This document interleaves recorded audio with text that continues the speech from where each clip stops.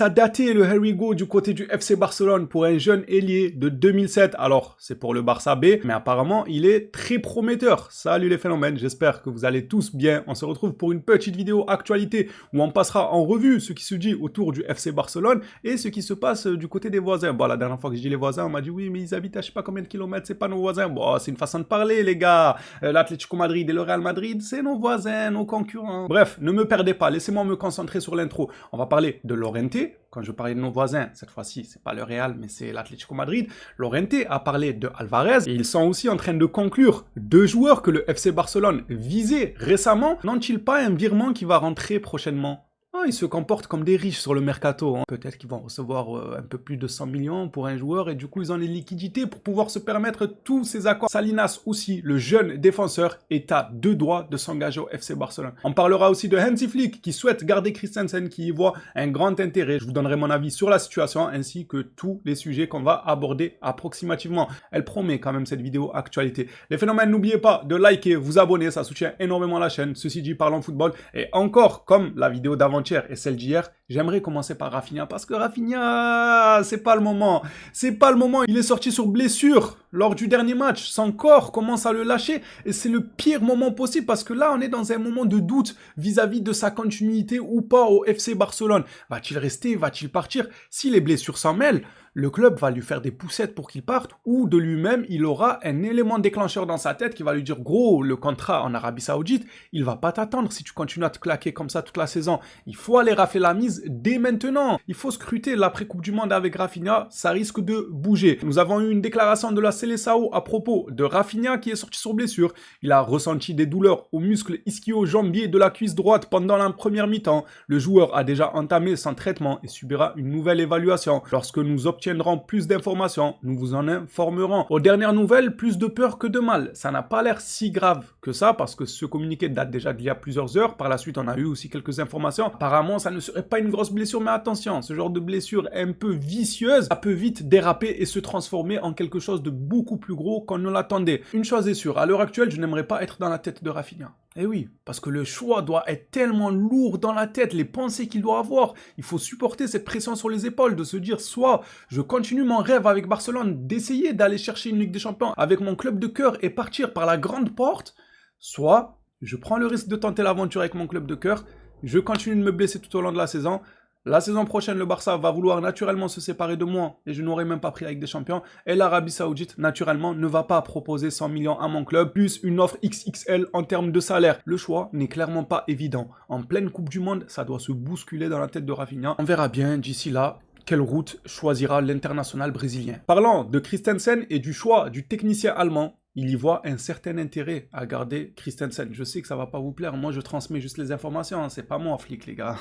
Ferran Correa déclare, Hansi Flick pense que Christensen est un joueur très utile si les blessures ne le touchent pas. Juan Laporta a également opté pour lui offrir une prolongation. On parle d'un accord aux alentours de 2 ans, sauf que au bout de 1 saison, les 2 parties se réservent le droit de rétractation. C'est-à-dire que le contrat stipule 2 saisons, mais si d'ici 1 saison, le joueur ne conclut pas, le Barça peut lui dire « Allô, tu fais pas ta dernière saison, c'est bon. Tu as passé encore une fois l'année à l'infirmerie. » Et pareil de l'autre côté, Christensen, s'il n'est pas satisfait du traitement que le club lui accorde, si le lit à l'infirmerie n'est pas confortable, ou l'infirmière n'est pas assez jolie, c'est pas à son style, il peut aussi dire au Barça, bah écoutez, vous m'avez pas ramené une jolie infirmière, moi je me taille ailleurs dans une autre infirmerie, c'est possible. Bref, il se réserve le droit de casser le contrat au bout d'1 saison. D'un côté, c'est une bonne chose, mais d'un autre, quand je vois que Flick nous dit qu'il peut être très utile si les blessures le quittent, on le sait. Il nous apprend rien. On le sait que c'est notre meilleur défenseur à l'heure actuelle si il ne se blesse pas. Mais avec Dessy, on refait le monde. La vérité avec Dessy, il faut couper du bois. Faut pas mettre ça dans un club comme le Barça alors qu'on veut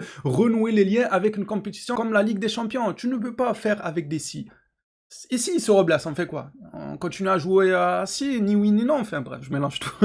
Il m'a gavé, on le sait que c'est utile. Bah, sérieux Flick, commence pas. Hein. Trop d'estime pour Flick pour commencer à être sur ses codes, vous êtes fous quoi. On va laisser notre Flick faire le mercato qu'il veut, s'il veut garder Christensen, qu'il le garde, il fait ce qu'il veut. il a le droit, il a mérité.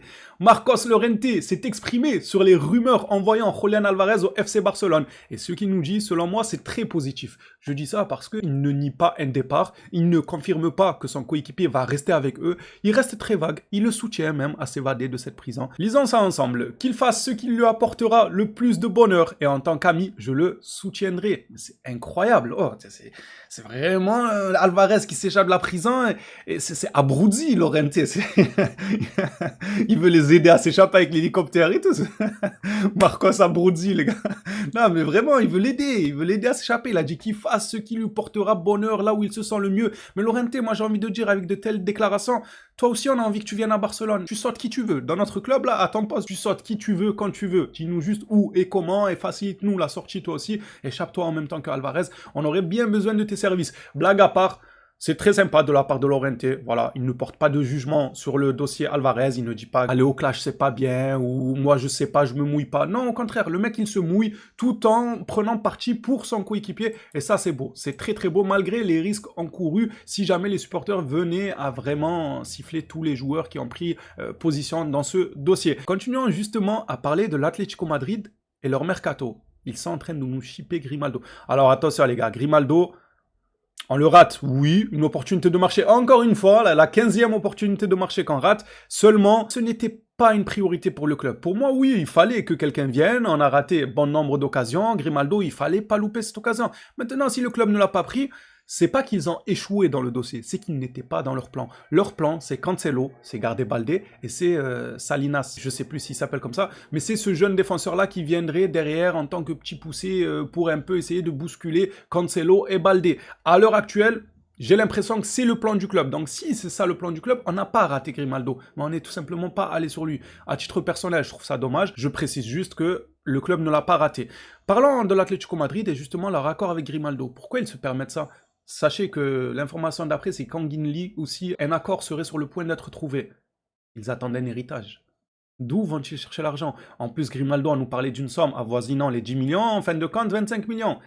On n'est pas aux 10 millions là, on est plus du double quand même les gars. Plichigol déclare que le Bayer Leverkusen est prêt à vendre Alejandro Grimaldo et travaille déjà sur un remplaçant. Le prix pourrait se situer autour de 25 millions. Le joueur veut partir et a un accord complet avec l'Atlético Madrid. Moi je vous le dis, s'il ne met pas un pied à Barcelone, c'est que le Barça ne lui a pas sonné. Malgré les rumeurs, le Lyon club et tout. Je connais mon club. Ils sont capables de faire fuiter ces rumeurs-là juste pour l'image, pour dire qu'on bosse, on essaye, on est sur des pistes, on courtise beaucoup de joueurs, on veut recruter, on est capable de... Mais j'en suis certain que dans leur tête, ça n'a jamais fait partie de leur plan et c'est bien dommage. Moi, j'aurais aimé voir Grimaldo au Barça. J'estime qu'on en aurait eu bien besoin. Ils se contenteront de Baldé, Cancelo. Fabrizio Romano, lui, nous parle de Kangin Lee. Encore une fois, un joueur pisté par le Barça. Il va probablement trouver un accord avec Madrid. Kangin Lee est proche d'un accord avec l'Atlético Madrid. On est d'accord que c'est bizarre. Bah, en vrai, l'Atlético Madrid, c'est pas le club le plus mal géré. Ça va. Ils font un peu du commerce, du business et tout. Ils gèrent assez bien leur budget en règle générale. Ils font pas non plus partie des clubs qui sont le plus en crise, quoi, j'ai envie de dire. Donc, ils sont capables d'acheter Kangin Lee, Grimaldo, machin chouette, sans forcément vendre Alvarez. Mais moi, je me rassure comme je peux. S'ils se permettent de tels mouvements avec autant de joueurs, Alvarez va partir. Ils vont recevoir un héritage de Barcelone. Oui, 130 à 140 millions avec quelques bonus. Alvarez signera au FC Barcelone. Parlons maintenant de cette information qui, lorsque je l'ai lue, je suis tombé de haut, même si j'étais par terre. Je pouvais pas tomber de haut, en fait, parce que j'étais déjà au sol, mais je suis quand même tombé de haut. N'essayez pas de comprendre, il n'y a rien à comprendre. Van de Ven, lié au FC Barcelone, on se dit ouf, enfin un défenseur qui est lié au Barça, on veut tous un défenseur central.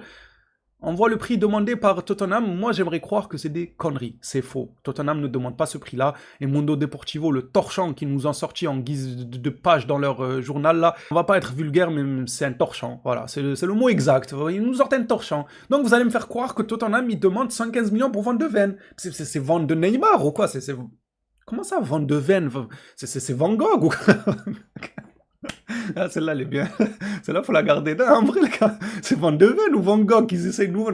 C'est des fous. Hein. On a dit on veut Van de Ven, on veut pas le stade en même temps. Alors, qu'est-ce qu'ils ont? Comment ça, 115 millions? Ah, c'est bon. Tottenham demande donc 115 millions d'euros pour laisser partir Van de Ven. C'est des fous furieux. Le principal obstacle pour le Barça est le prix. Non, jure, non. 115 millions, le principal obstacle, c'est le prix. Non, non, moi je pense pas que c'est le prix. Non, c'est sa coupe de cheveux. Voilà, c'est un obstacle. Le club, il hésite un peu sur sa coupe. Il aimerait qu'il fasse un dégradé haut. Logique que c'est le prix, l'obstacle. C'est pas un prix, ça, mon frère. On dirait on va prendre tout le vestiaire. 115 millions, même le vestiaire entier, il coûte pas 115 millions de Tottenham. Arrêtez au bout d'un moment. C'est toujours nous. Encore une fois, voilà, je vais le répéter 1 milliard de fois, je m'en fous. Toujours quand le Barça veut un joueur, c'est 4 milliards. Nous, on a le record pour le moment. Olysée va peut-être le battre avec le Real Madrid. Neymar, il part de chez nous à une somme exceptionnelle. On achète des joueurs à la Dembélé, à la Coutinho, à la Griezmann, à des sommes de plus de 100 millions. Il n'y a que nous. Ce montant rend l'opération quasi impossible pour le club. Mais tant mieux, encore heureux. Et quoi? Vous voulez qu'il rende quelle opération? 115 millions? Arrêtez un peu, non, c'est quoi ça? On est d'accord que j'abuse pas quand même, rassurez-moi, c'est pas moi qui est fou, j'en fais pas trop. C'est quoi cette somme? C'est même plus on marche sur la tête là, je sais pas, on court sur la tête là, 115 millions pour... Allez, vas-y, Van Gogh, ou je sais pas quoi, va faire des tableaux, là, on ne rend pas fou, arrête le football et dessine des tableaux. Barcelone recrute Georges Salinas pour 8 millions. Ça en a déçu certains. Moi, je trouve que le club est cohérent avec lui-même.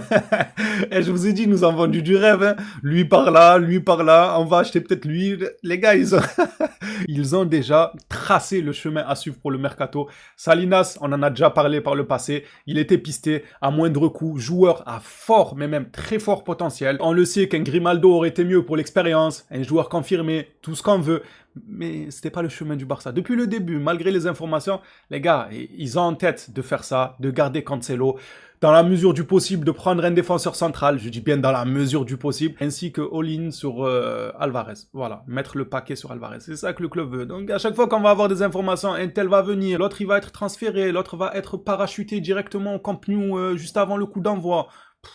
Faut pas y croire, je pense. Hein. On relaiera les informations tout de même, parce qu'on aime bien ça, suivre tout ce qui touche au club, mais on prendra beaucoup de pincettes, c'est moi qui vous le dis. Le défenseur du Racing Santander débutera la pré-saison avec l'équipe première. Ça reste quand même une bonne nouvelle, ça fait une recrue de plus, un joueur à fort potentiel. Voilà, 8 millions. C'est sûr que Laporta, il a dû faire un échéancier sur 15 saisons, jusqu'à la retraite de Salinas. Il aura dit, ouais, je vous donne petit à petit jusqu'à qu'il prenne sa retraite, vous aurez le dernier centime. C'est malheureusement la situation du club. Voilà, on peut dire ce qu'on veut. Faut pas trop rêver, faut pas rêver, faut rester les pieds sur terre. Moi, s'il m'apporte un défenseur central et un buteur, je me dirais, c'est ok, mission accomplie pour ce mercato. Pour terminer cette vidéo actualité, on a eu un Here we go, ça fait longtemps les gars, Fabrizio Romano qui Harry le FC Barcelone. Incroyable, ça faisait un moment, mais c'est pour le Barça B. Nous, on a un chantier avec l'équipe première, et eux, ils sont en train de restaurer l'équipe B. Ils ont fait 15 000 recrues à l'équipe B. Acheter pour l'équipe C, l'équipe féminine. Acheter seulement pendant qu'il y a un gros chantier qui nous attend en équipe première. Évidemment que je m'emporte là. Moi, j'aime trop ce genre de deal. C'est ce genre de deal qu'il faut faire de temps à autre. Tous les mercatos, normalement, t'es censé shipper 2-3 joueurs comme ça. Hamza Abdelkarim, le petit là, l'autre du Santander. Moi, je signe. Chaque mercato, on se doit de faire 2-3 paris comme ça. S'il ne confirme pas, tu seras pas perdant en les revendant, ou du moins tu perdras pas grand chose. Lisons ensemble qui est ce joueur, selon certains prometteurs. Pour ma part, je me suis pas énormément informé sur le profil, si je dois en croire la communauté, c'est plutôt intéressant. De toute façon, peu importe le profil, comme expliqué juste avant, il faut prendre ce genre de pari. Quand ça paye, ça peut rapporter gros. Barcelone parvient à un accord verbal pour signer l'ailier né en 2007, Caicedo, en provenance de LDU Kyoto. C'est parti, accord conclu pour l'équipe de Barcelone B, prêt avec option d'achat qui pourrait se transformer en obligation indemnité autour de 2,5 millions. C'est drôle parce que l'accord il ressemble en tout point à celui de Hamza Abdelkarim. On était entre 2,5 millions et 3,5 millions il me semble en clause d'achat obligatoire pour lui. Celle-ci aussi peut se voir être transformée en clause obligatoire. Donc ça y ressemble beaucoup et pour l'instant ce qu'on voit de Hamza c'est prometteur. J'espère qu'on verra pareil de ce petit. Ça sera tout pour les informations d'aujourd'hui concernant le Barça. Hâte de lire vos avis dans l'espace commentaire. N'hésitez pas à participer sur le sujet qui vous inspire le plus. Rafinha, est-ce que ça vous fait peur? Sa santé qui le lâche au pire moment où il doit faire un choix décisif pour le restant de sa carrière, de sa vie même personnelle et celle de sa famille, parce qu'on parle d'une offre qui pourrait mettre à l'abri je ne sais combien de générations des Rafinha, les gars. C'est carrément exceptionnel, le jeune défenseur à 8 millions, est-ce que son profil vous intéresse? Vous vous êtes informé sur le joueur ou pas? Le joueur qu'on vient de voir à 2,5 millions, vous en pensez quoi? Et est-ce que comme moi, vous pensez que si l'Atlético Madrid commence à recruter sur le mercato, c'est qu'ils vont recevoir un petit chèque du Barça? N'hésitez pas à donner votre avis, c'est très important d'avoir des points de vue différent. Merci à tous ceux qui soutiennent. On s'attrape à la prochaine. D'ici là, prenez soin de vous les phénomènes.